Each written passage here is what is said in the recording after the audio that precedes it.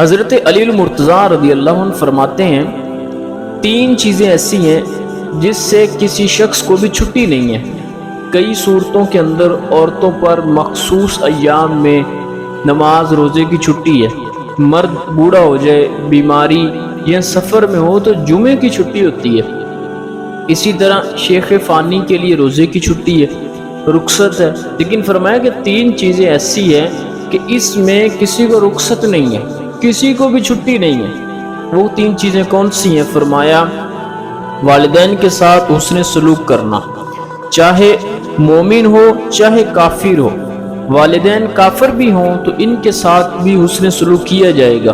یہ وہ عمل ہے جس میں چھٹی اور رخصت نہیں ہے۔ بندہ کہے کہ میرے والدین کافر ہیں، جس طرح کہ حضور صلی اللہ علیہ وسلم سے صحابہ نے پوچھا تو فرمایا تم نے ان کے ساتھ ہر صورت نیکی کرنی ہے، چاہے وہ کسی بھی حالت میں ہو، تو اس کام سے چھٹی نہیں ہے۔ دوسرے نمبر پہ فرمایا عہد کا پورا کرنا، وہ چاہے مسلمان سے کیا ہو یا کافر سے کیا ہو، وہ عہد نہیں توڑ سکتے۔ جو بھی صورتحال ہو عہد کی پاسداری کرنی ہے۔ یہ نہیں دیکھا جائے گا کہ کس کے ساتھ کیا جائے گا کہ اس کام سے چھٹی نہیں ہے، جس سے وعدہ کیا ہے پھر اس سے وعدہ وفا کرنا ہے۔ تیسرا فرمایا امانت کا ادا کرنا۔ اگر تمہارے پاس کسی نے امانت رکھی ہے تو اس کو ادا کرنا ہے، چاہے وہ مومن ہو چاہے وہ کافر ہو۔ اور آپ جانتے ہیں کہ حضور صلی اللہ علیہ وسلم کے مکان کا محاصرہ کیا ہے۔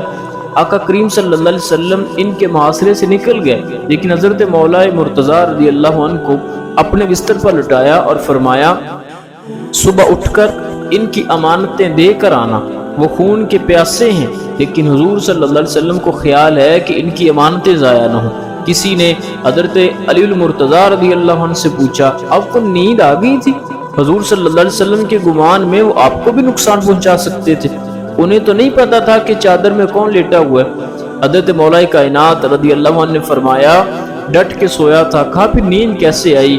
کہا حضور صلی اللہ علیہ وسلم نے فرمایا تھا علی سو جاؤ، صبح اٹھنا، لوگوں کی امانتیں دینا اور تم بھی مدینے آ جانا۔ مجھے یقین تھا میں اٹھوں گا بھی، امانتیں بھی واپس کروں گا اور خیریت سے مدینے میں پہنچ جاؤں گا۔ مجھے حضور صلی اللہ علیہ وسلم کا فرمان پہ اتنا یقین تھا۔ تو حضور صلی اللہ علیہ وسلم نے فرمایا کہ یہ تین چیزیں ہیں کہ ان کی رخصت نہیں ہے کسی صورت میں بھی۔